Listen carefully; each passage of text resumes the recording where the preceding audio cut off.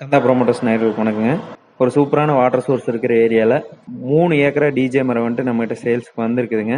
அந்த பூமியோட டீட்டெயில்ஸ் பார்க்கறதுக்கு முன்னாடி எங்களோட சேனல் இப்போ தான் நீங்கள் ஃபஸ்ட் டைம் பார்க்குறீங்க அப்படின்னா எங்களோட சேனலை சப்ஸ்கிரைப் பண்ணிவிட்டு பக்கத்துலேயே இருக்கிற பெல் ஐக்கானை கிளிக் பண்ணி ஆளுங்கிற ஆப்ஷனை வந்துட்டு செலெக்ஷன் பண்ணி வச்சுக்கோங்க. அப்போ தான் நாங்கள் அடுத்தடுத்து போடுற வீடியோ எல்லாமே உங்களுக்கு நோட்டிஃபிகேஷனாக வருங்க. சரி வாங்க இப்போ வீடியோக்குள்ளே போகலாம்.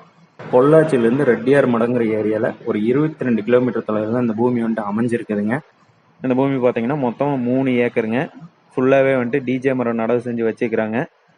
எல்லா மரமே ஒரு நல்ல காப்போடவே வந்துட்டு இருக்குதுங்க. இந்த பூமி பார்த்தீங்கன்னா சுத்தமாக மெயின்டைன் பண்ணி வச்சுக்கிறாங்க. வட்டைப்பாத்தி அமைச்சு அதுக்குள்ளே வந்துட்டு பார்த்தீங்கன்னா எருவெல்லாம் பார்த்தீங்கன்னா அவ்வளோ எருவு கொட்டி வச்சுக்கிறாங்க.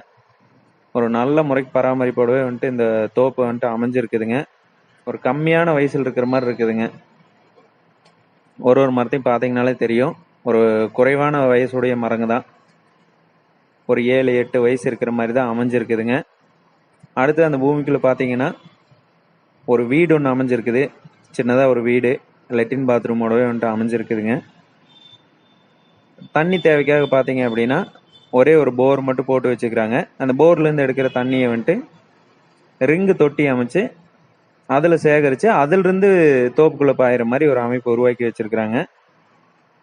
இதுக்கு பார்த்தீங்க அப்படின்னா ஒரு 7.5 ஹெச்பியில் ஒரு சர்வீஸ் ஒன்று வாங்கி வச்சுக்கிறாங்க. ஒரு வாஸ்துப்படி கிழக்கு சரிவாகவே இந்த பூமி அமைஞ்சிருக்குதுங்க. ஒரு நல்ல ஒரு வாட்டர் சோர்ஸ் இருக்கிற ஏரியாவில் அமைஞ்சிருக்கு.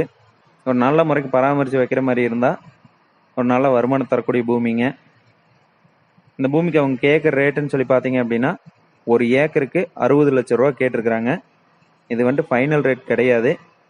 அந்த பூமி நேரில் வந்து விசிட் பண்ணி பாருங்கள். அவங்க கேட்குற இந்த ரேட்டில் இருந்தும் இன்னும் கொஞ்சம் அனுசரித்து வாங்கி கொடுக்கலாங்க. நன்றி.